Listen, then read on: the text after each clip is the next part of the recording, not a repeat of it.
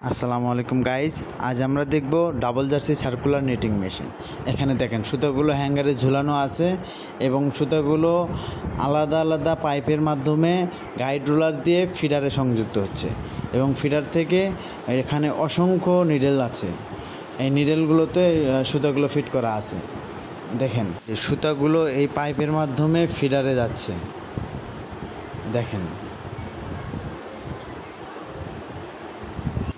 দেখেন সুতোগুলো guide roller দিয়ে ফিডারে সংযুক্ত করা আছে এবং ফিডার থেকে নিডেলে প্রতিস্থাপন করা আছে।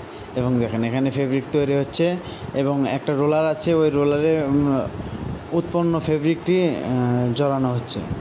এই যে আর দেখেন এই যে এই জায়গায় কত সুন্দরভাবে সুতোগুলো গাইড রোলারের মাধ্যমে ফিডারে সংযুক্ত হয়ে নিডেলে পৌঁছে যাচ্ছে।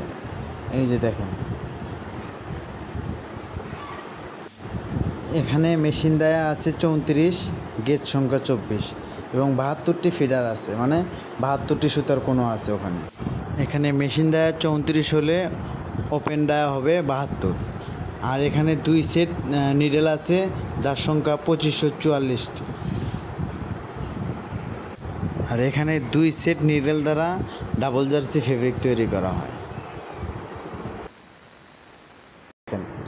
আর এখানে একটি ইন্ডিকেটর লাগানো আছে, অটোমোশন যাকে বলে আর কি। সুতা কোনো কারণে ছিঁড়ে গেলে অটোমেটিক মেশিন বন্ধ হয়ে যাবে।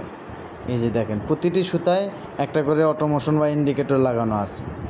আর এখানে দেখেন পাখা আছে, এই পাখার মাধ্যমে বাতাস করা হয় যাতে ফ্লাই কন্টাগুলো ফেব্রিকে না আসতে পারে, যেমন আমরা ফ্লাই কন্টা বা কন্টামেশন বলে আর কি। দেখেন ফেব্রিকগুলো একটা রোলারে জ্বলে যাচ্ছে। এখানে 100% পলিস্টার ম্যাশ ফেব্রিক তৈরি করা হচ্ছে। দেখেন যাকে ম্যাশ ফেব্রিক বলতে আমরা যে জার্সির কাপড়গুলো বোঝাই। এই যে দেখেন যেমন আমরা যে বাজারে জার্সির কাপড়গুলো পাই ওই রকম। এই দেখেন অসংখ্য নিডেল কীভাবে নিটিং করতেছে। এই যে জার্সির কাপড় বলে আর কি, এটাকে ম্যাশ ফেব্রিক বলা হয়। এই যে 100% পলিস্টার সুতা, এটা দ্বারাই ফেব্রিক তৈরি হচ্ছে। ভিডিওটি শেষ পর্যন্ত দেখার জন্য ধন্যবাদ।